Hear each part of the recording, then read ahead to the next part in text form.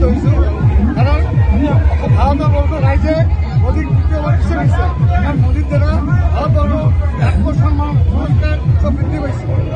এইটোৱে মোদী চৰকাৰৰ ক্ৰেডিট আৰু গেৰাণ্টি।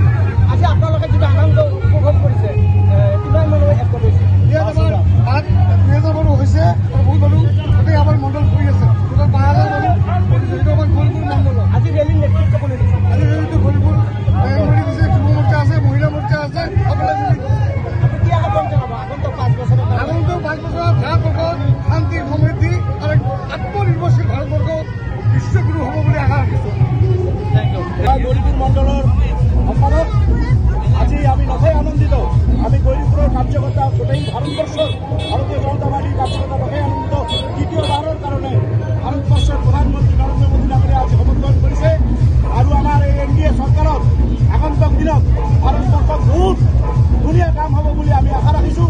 আৰু আজি আমাৰ গৌৰীপুৰ মণ্ডলৰ নেতৃত্বত যিখিনি ৰেলী আমি ওলাইছোঁ সেইখিনি ৰেলী স্বতঃস্ফূৰ্তভাৱে গৌৰীপুৰৰ প্ৰত্যেকজন মানুহ ওলাই আহিছে।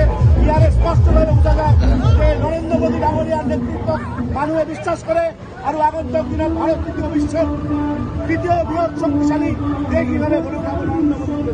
আৰু এটা আনন্দৰ বিষয় যে অসমৰ পৰা দুগৰাকীকৈ ব্যক্তি সদানন্দ নিশ্চয় এটা আনন্দৰ বিষয়।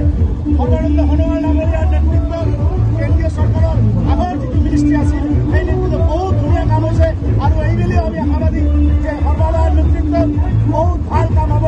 তেওঁ এজন বিচক্ষণ ব্যক্তি। গতিকে আমি স্পষ্টভাৱে কৈ আছোঁ যে ভাৰতবৰ্ষত মোদীৰ নেতৃত্বত আগন্তুক দিনত বহুত ধুনীয়া কাম হ'ব আৰু ভাৰতবৰ্ষ আগুৱাই যাব।